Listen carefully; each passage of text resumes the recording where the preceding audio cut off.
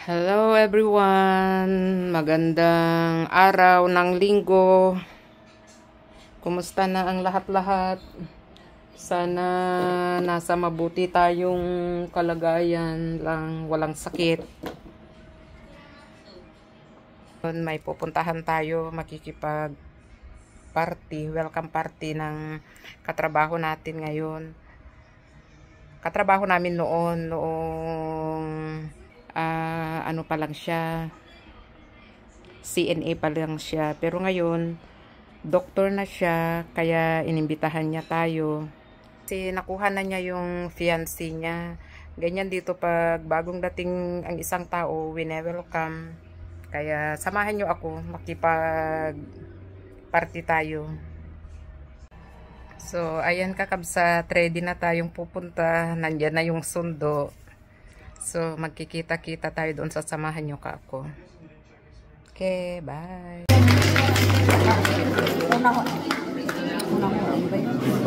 Anahu.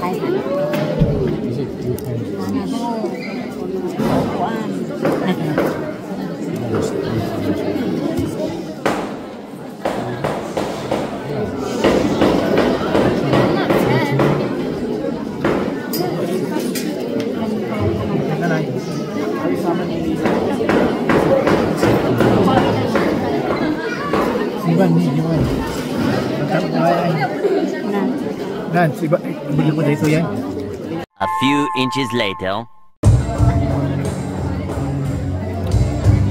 Yan. Dumarami na ang mga bisita niya. Taga San Emilio itong lalaki, si Doktor, taga San Emilio. Tapos taga Nueva Vizcaya yata yung babae.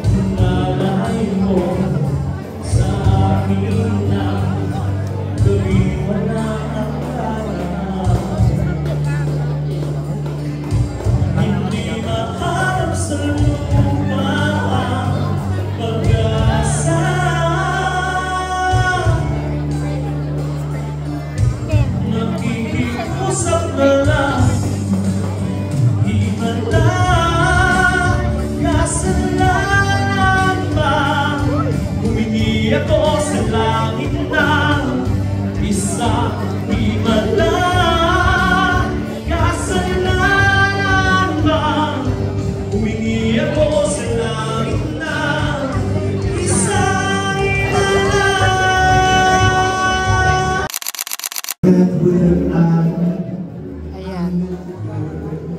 Kuha ka lang. Kuha ka lang.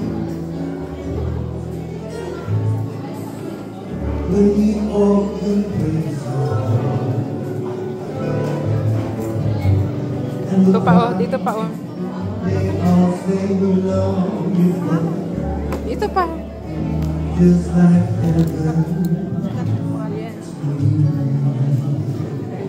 Hindi siya satisfied sa kinuha niya kanina. Kaya bumalik si Madam.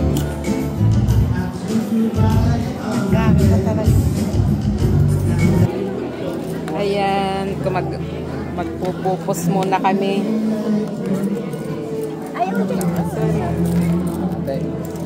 Ayan, nakapila ang mga kukuha ng pagkain. Ano yan? Ano ito? Mamaya yung gout mo. Kunti lang.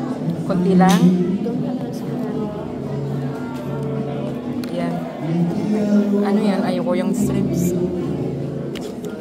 Ayoko yan. Yan. Yan ang mga mga pupos. Ay talaga hindi ako tapos itong melon.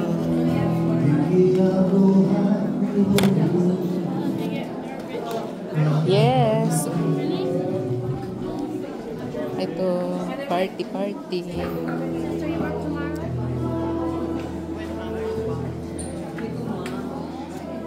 May drinks na. Ayan na nga.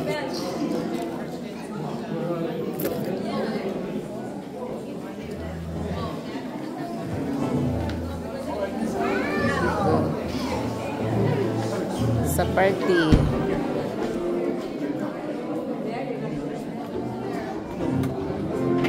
Ano yan? Tubig? Tubig. Walang coke. Mayroon soda dyan. Kaya ano, kukuha na lang sila.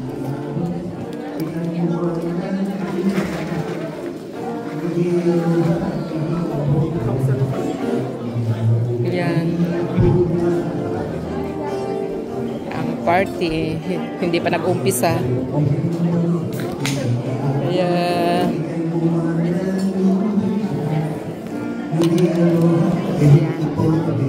yan si Dr. Rob. Oh, kasama namin yan noon. Busy, kararating lang noon. Jowa niya. Fiancé niya. Hindi naman jowa. Jowa pero Bait-bait na bata yan. Nurse yan nung dumating. Ngayon, nagpatuloy ng pag-aaral, kaya naging doctor.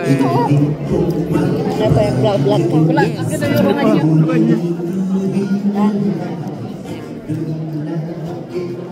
Ganda ng decoration. Wala pa yung mga ibang kasamahan namin.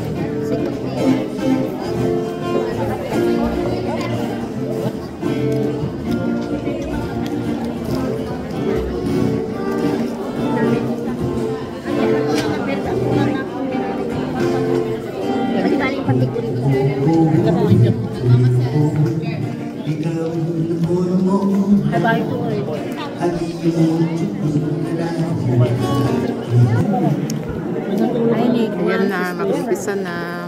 Nakakakulangan niyo sa hindi at paubraan na kami na pa. Tumanakpak di dyan nga. Ayun siya ito. Iberni. Ayun. Unti-unti nang dumarating ang mga tao.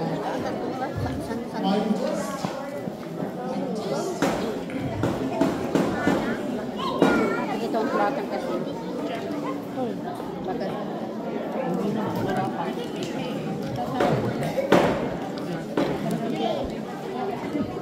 Nanang siya. Akin siya kang tindig kan. Ara na taga-aruba. Ladies and gentlemen, we have the Domingo family decoration. This is one of the best decorated stage by DEN. Right, yeah. Okay, sit back and relax while waiting for Mommy Marisa. We step out for a while. In the meantime, let me bring to you another Domingo, one of the best science teachers of Bantuin High School, one of the J1 teachers, Mr. Rodrigo Domingo, to sing a song for us. Put your hands together, please. Yeah, Papa Baudin. Sino? Ladies and gentlemen, good evening. Yes, so we are so blessed and overjoyed to have you here with us in our island home. Your presence brings sunshine to our hearts, and we're excited to share this special time together filled with love, laughter, and unforgettable memories. So ladies and gentlemen, along with you, we also extend our ultimate aloha to all our visiting family and friends who have gathered here to celebrate, reconnect, and share in the joy of this special occasion. And may this welcome party just the beginning of many beautiful moments shared here in paradise. Ladies and gentlemen, welcome to the welcome party of Miss Eliza Acuna. How about a resounding applause for her? And of course, it's the bridal shower, of course. With Eliza, we also have Ralph Domingo. So much. So ladies and gentlemen, enjoy the food, the company, and the aloha spirits that surrounds you tonight. And once again, Eliza, welcome to Maui and welcome to our Ohana. With that, ladies and gentlemen, to give you more about this welcome party, let's all welcome the seasonal and of course the amazing Uncle Bernie. Much later. The future bride of Mr. Ralph Domingo, please come forward. Music, please.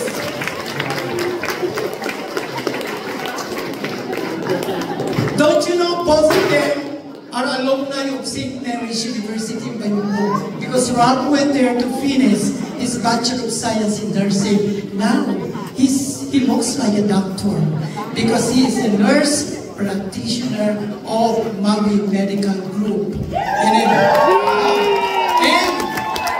nurse practitioner, in case you don't know, can prescribe medicine for you in the absence of the doctor and can even diagnose you. So, yes, yeah. So, if you are a Maui Medical Group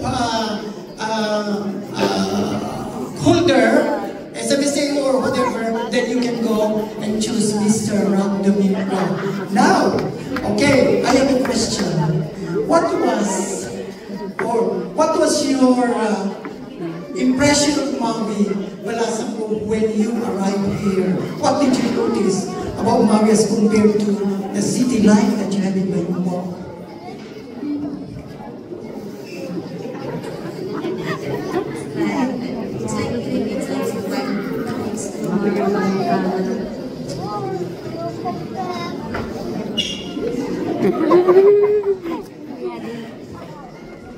The difference is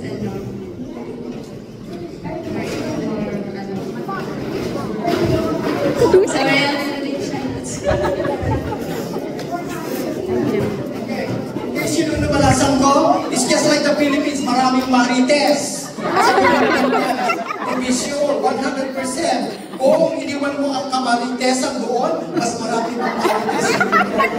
Yeah. Oh, just joking, yeah? And then, Eliza worked in Japan for almost 3 years. After graduation, she finished her HRM, Hotel and Restaurant Management, or Tourism Management in America. Alright, so, yeah, in the Philippines, she had HRM. Now, Eliza is one of 4 siblings, and she's the second child. Your sister is a nurse, right? And she's the second one. Third one, the only boy is taking up aviation. He wanted to be a pilot, right?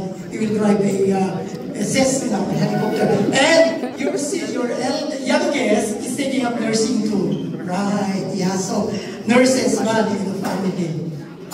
Don't you want to take up nursing to follow your husband's footsteps? Pinalate. Wag na. Okay. And for all of you, kayo nga taga-Pintig. Oh, Pintig is very close to my heart because when I was working, I was studying in Lawag City, MMS College of Education. I always go to Pintig. Your mayor is a woman. I forgot the name now. And your mayor is in Bagasan. That's mayor ba? Yeah. I know that. One of these days, I will go to Vizcaya and Isabela because those are the provinces I've never been there. Ladies and gentlemen, one more time, a big round of applause for the couple. They are on their honeymoon stage. So you notice they are both fair. They don't go under the sun because they stay indoor.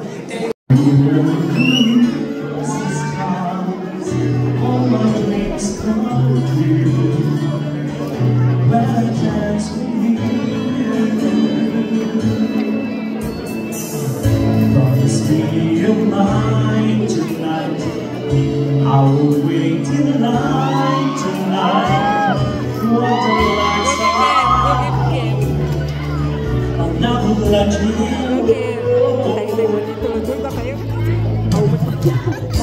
in a dream that we dance forever, in a wish that we made together, on a night that I pray would never end. No, it's not my imagination or a part of the orchestra.